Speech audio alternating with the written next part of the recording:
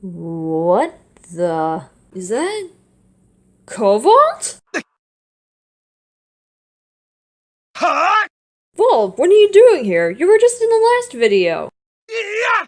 You want me to show them your sprite form next? Huh. Well, I was going to mention another new type. No, why not? I was bound to get you guys eventually. Knew you'd be excited about that one. Okay, I'll set everything up.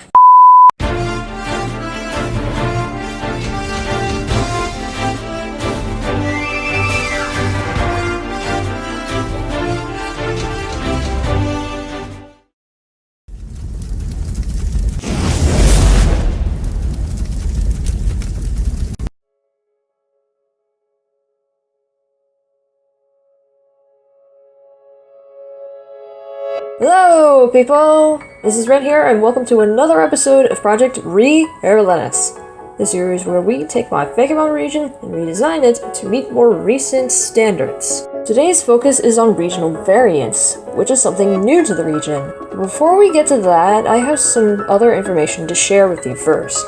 Despite the name Erolenis, the region itself will have its name changed to Airblin. I shortened it because most region names are much shorter than the one I chose. And now with that out of the way, let's introduce the new variants native to the region. Okay, first up are 3 Pokemon that originate from Kanto: Oddish, Gloom, and Vileplume. These 3 are normally aggressive poison, but in Airblin they lose their foul odor and become part fairy instead. I got this idea after looking at Oddish's origin, which is the Mandrake plant. This plant is supposedly used in magic rituals long ago, and since a fairy type is sometimes associated with magic, and the Oddish family has some fairy moves to level up, it makes total sense for this line to become part fairy. The variant's inspiration are the flowers of the Mandrake plant, as well as the Nightshade, since they're both purple. The changes made to Eroblini and Vileplume's stats are minor, much like the changes made to Alola and Ninetales. Since it learns most of special moves, I felt like lowering its physical attack stat would be the best choice. Also, it's pretty slow to begin with, so why would I make it any slower than it already is? But even with all of that said, I'm still happy with how I made Vileplume and its prior forms look. It's a simple change, but it's pretty effective. Dare I say, super effective. Yeah, most of you probably saw that one coming. Now I could move on from this line, but there's one other member that hasn't been mentioned yet. Blossom. Some of you are probably wondering if I made a variant of Blossom. Unfortunately, I chose not to. However, I have made an Eroblinian exclusive branched evolution that shares similarities with Blossom. Ladies and gentlemen, I present to you... Blightshade! Blightshade will act as the Blossom of the Eroblinian Oddish line. However, you'll need a Moonstone to get it instead of a Sunstone. And to make things even more interesting, it actually regains the Poison type that it lost when it was a Gloom.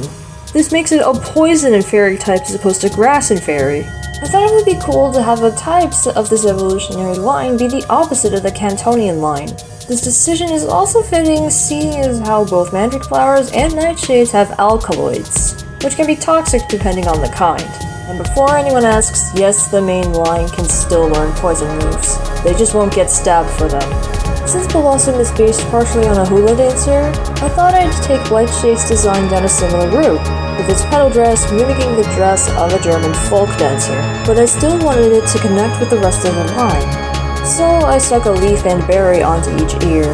These ears normally droop down, but they're sticking upward in the render I made. Finally, whereas Vileplume is an attacking tank, Blightshade is more of a sweeper.